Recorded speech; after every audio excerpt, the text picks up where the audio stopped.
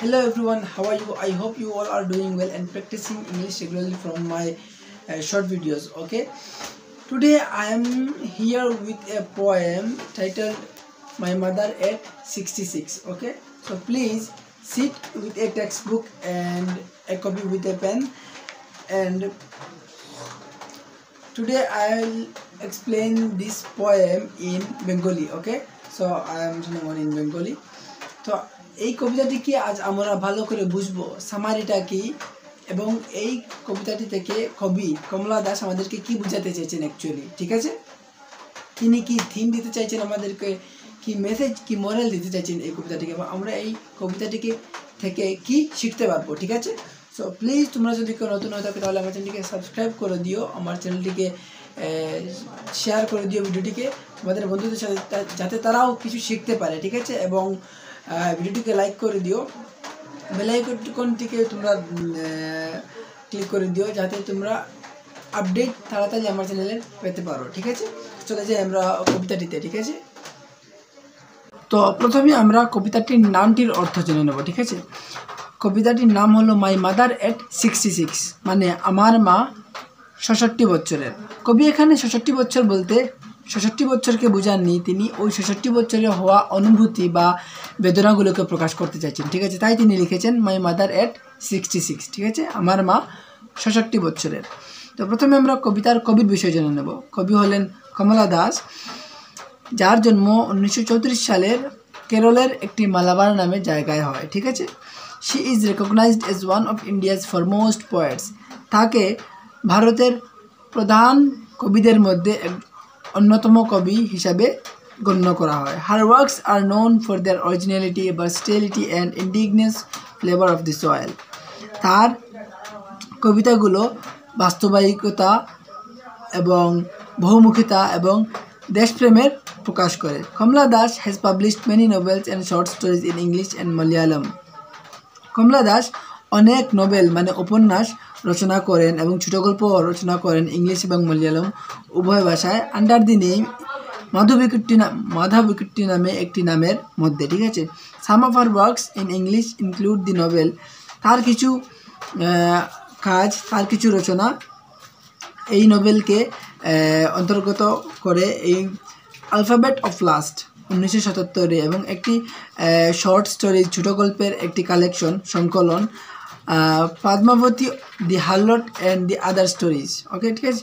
তো Padmavati the harlot and other stories নামে একটি কালেকশন, ছোট গল্পের কালেকশন তিনি লিখেন।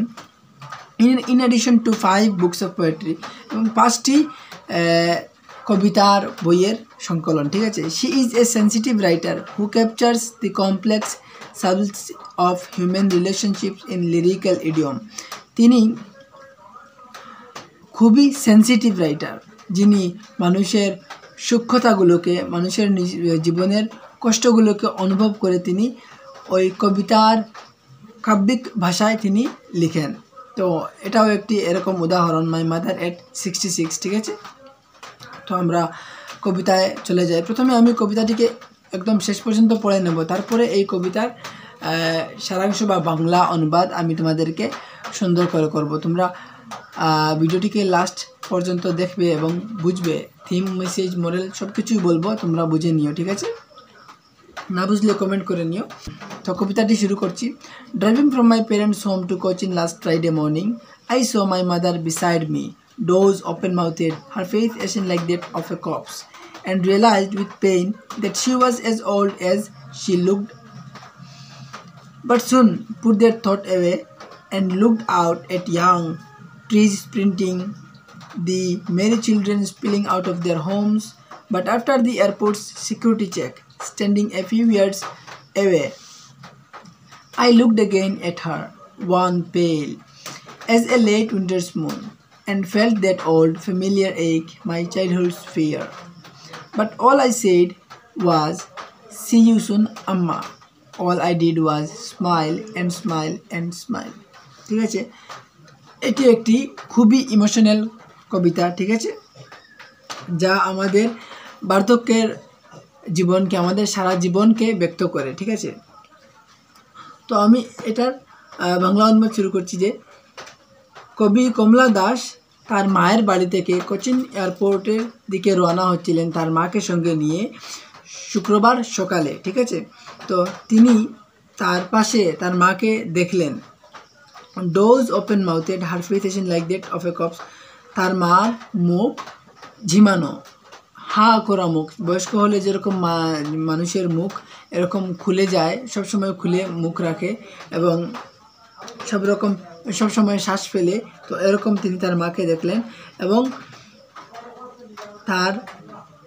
তাকে দেখতে এরকম লাগছিল যে তিনি একটি মৃতদেহের মতন ফ্যাকাশে হয়ে গেছেন, ঠিক আছে। Her face ashen like that of a corpse, মৃতদেহের মতো ফ্যাকাশে হয়ে গেছে তার চেহারাটা। অ্যান্ড রিয়েলাইজড উইথ পেন, এবং তিনি ওই বেদনাপূর্ণ অনুভব করলেন যে তার মা আসলে যেরকম দেখা যাচ্ছে তিনি সেই রকমই ততটাই বয়স্ক হয়ে গেছেন, ঠিক আছে, ততটাই বুড়ি হয়ে গেছেন যতটুকু তার চেহারা দেখে বোঝা যাচ্ছে, ঠিক আছে। বয়স্ক মানুষের আসলে যা হয় যে চামড়াগুলো কুঁচকে যায়, খুবই কুঁচকে যায়, তখন তাদেরকে দেখে মনে হয় যেমন তাদের মৃত্যুর দিন ঘনিয়ে আসছে, ঠিক আছে। তো কমলা দাস তার মাকে দেখেও এরকম মনে হচ্ছিল, ঠিক আছে। তিনি ওই বেদনাটা অনুভব করলেন যে কীরকম তাকে এখন দেখতে যেরকমই লাগছে ততটাই অ্যাকচুয়ালি তিনি বয়স্ক হয়ে গেছেন, সত্যি তিনি ততটাই বয়স্ক হয়ে গেছেন। But soon put that thought away, কিন্তু খুবই তাড়াতাড়ি তিনি তার মনকে তার মায়ের চিন্তা ধারণা থেকে ফিরিয়ে নিলেন এবং গাড়ি থেকে বাইরের দিকে তাকালেন। তিনি দেখলেন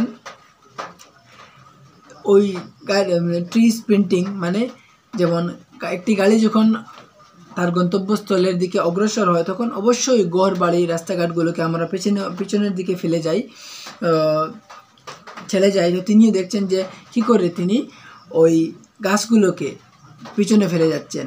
দি merry children spilling out of their homes, ওই ছোট্ট ছোট্ট সুন্দর শিশুগুলো কীরকম উৎসাহের সহিত তারা ঘর থেকে বের হচ্ছে। তিনি এই কথা বলে, এই ট্রি স্প্রিন্টিং এবং merry children spilling out of their homes, এই শব্দগুলো বলে তিনি এই কথা বোঝাতে চাইছেন যে কীরকম আমাদের সময় আমাদের জন্য থেমে থাকে না। এখানে গাড়ি বলতে গাড়ি নয়, গাড়ি বলতে সময়কে বোঝানো হয়েছে এবং গাছ বলতে আমাদের জীবনকে বোঝানো হয়েছে, ঠিক আছে। যেমন আমাদের সেই বার্ধক্যের জীবন, আমাদের যৌবন, কিন্তু সময় আমাদের জন্য থেমে থাকে না, সময় চলে যায় এবং আমাদের সেই বার্ধক্যের জীবন, শৈশব থেকে কৈশোর, কৈশোর থেকে যৌবন, যৌবন থেকে কীরকম আমরা ওই বুড়োকালে পৌঁছে যাই আমরা নিজেই বলতে পারি না। এই কথাটাই কবি বোঝাতে চাইছেন এবং ওই শৈশবকাল, ছেলে মেয়েদের শৈশবকাল দেখে তিনি বলতে চেয়েছেন যে কীরকম ওই শৈশবকালটা ছিল, যে একটি শিশু বুঝতেই পারে না সে কবে কীরকম দিনের পর দিন সে বড়ো হয়ে যাচ্ছে, ঠিক আছে। এবং ওই বড়ো হওয়ার পরে সে ওই ছোটো দিনের শৈশবকালকে সে মিস করবে, ঠিক আছে। But after the airport's security check, standing a few yards away, কিন্তু এয়ারপোর্টের সিকিউরিটি চেকের পরে কবি কমলা দাস কয়েক গজ দূরে দাঁড়িয়ে থাকলেন এবং I looked again at her, one pale as a late winter's moon, এবং আমি অর্থাৎ কবি তিনি আবার তার মায়ের দিকে তাকিয়ে থাকলেন। ওয়ান পেল, কীরকম ফ্যাকাশে বিবর্ণ মুখ, ওয়ান পেল মানে বিবর্ণ চেহারা, ঠিক আছে। এজ এ লেট, ওই শীতের শেষ চাঁদের মতন তার মাকে দেখা যাচ্ছিল। And fail that old familiar এক মাই চাইল্ডহুডস ফিয়ার, এবং তিনি ওই ছোটোবেলার বেদনা, ছোটোবেলার ওই ব্যথাটাকে তিনি মনে করতে পারলেন যে কীরকম ছোট্টবেলায় একটি শিশু তার মাকে হারিয়ে ফেলবে বলে সবসময় একটু সময় পরে সে মা মা বলে ডাকতে থাকে, ঠিক আছে। তো তিনি সেই ভয়টা আজ পেলেন যে সে হয়তো আরেকবার যখন আসবে, সে দেশে ফিরে আসবে, তার মাকে দেখতে আসবে, তখন হয়তো তার মা জীবিত থাকতে নাও পারে। তো তিনি এই ভয়টা পাচ্ছিলেন, ঠিক আছে, যে ফিরে এসে তার মাকে দেখতে পাবেন কি না, জীবিত পাবেন কি না, তিনি এটাই চিন্তা করতে লাগলেন। তো but all I said was see you soon আম্মা, কিন্তু তার মায়ের দিকে তাকিয়ে তিনি সর্বশেষে সব কিছু তিনি ত্যাগ করে শুধু এটাই বললেন, সি ইউ সুন আম্মা, আবার দেখা হবে আম্মা, ঠিক আছে। যে সবসময় যে আমরা কোথাও যাওয়ার সময় আমরা বলি না যে আবার দেখা হবে, ঠিক আছে, খুব তাড়াতাড়ি দেখা হবে, শীঘ্রই দেখা হবে। তিনিও তার মাকে খুব আশ্বাস দিয়ে বললেন যে সি ইউ সুন আম্মা, আবার দেখা হবে আম্মা, ঠিক আছে। তিনি তার মাকে আবার দেখা করার আশ্বাস দিলেন। And all I did was smile and smile and smile. এবং তিনি সব কিছুর মধ্যে একটি কাজ করলেন যে তিনি তার মাকে একটি ছোট্ট হাসি দিয়ে তার মাকে সি ইউ সুন আম্মা বলে তিনি এয়ারপোর্টে তার দেখে বিদায় নিল, ঠিক আছে। এই কবিতায় কবি কমলা দাস তার কাব্যিক ভাষায় যে থিম মেসেজটা মোরালটা আমাদেরকে দিতে চেয়েছেন, ওই মেসেজ এবং থিম মোরালটা আমাদের জন্য খুবই উপযোগী এবং সত্যি খুবই অসাধারণ মেসেজ এবং মোরালটা। তো মেসেজটা হলো, আমাদের জীবন এবং আমাদের প্রিয়জন উভয়ই ক্ষণস্থায়ী। মা বাবা দাদা দাদি নানু নানি এরা চিরকাল আমাদের সঙ্গে থাকবেন না, তাই যতদিন তারা বেঁচে আছেন তাদের সময় দিন, ভালোবাসুন, যত্ন করুন। অনেক সময় আমরা ভালোবাসি কিন্তু প্রকাশ করতে পারি না যে আমি আমাদের প্রিয়জনদের ভালোবাসি, কিন্তু মনে রাখবেন প্রকাশ করাটা সবসময় মুখে বলেই হয় না, কোনো সময় ওই প্রকাশ করাটা আচরণ দিয়ে, ব্যবহার দিয়ে এবং তোমার যত্ন আত্তি দিয়ে, সম্মান দিয়ে প্রকাশ করা হয়। তাই ভালোবাসা কখনোই লুকিয়ে রাখা যায় না এবং লুকিয়ে রাখাটা উচিত নয়। যতদিন তারা বেঁচে আছেন তাদেরকে ভালোবাসুন, যত্ন করুন এবং আপনার যত্ন আত্তির দ্বারাই আপনি আপনার ভালোবাসাটাকে প্রকাশ করুন। মোরালটা হলো, মনে রাখবেন বার্ধক্য ও মৃত্যু এগুলো জীবনের অঙ্গ, ভয় না পেয়ে গ্রহণ করতে শিখুন। আর সেই সঙ্গে জীবনের মধ্যে আসা ঝুঁকি যন্ত্রণার মধ্যেও আপনজনের হাত শক্ত করে ধরে রাখুন এবং এটার নামই জীবন এবং এটাই হলো ভালোবাসার গড়ে তোলা সম্পর্ক। তো বন্ধুরা, আজকে এই পর্যন্তই। কমেন্টে জানাও ভিডিওটি তোমাদের কেমন লাগলো। আশা করি ভিডিওটা ভালো লাগলো অবশ্যই চ্যানেলটিকে সাবস্ক্রাইব এবং ভিডিওটিকে লাইক এবং শেয়ার করে দিও।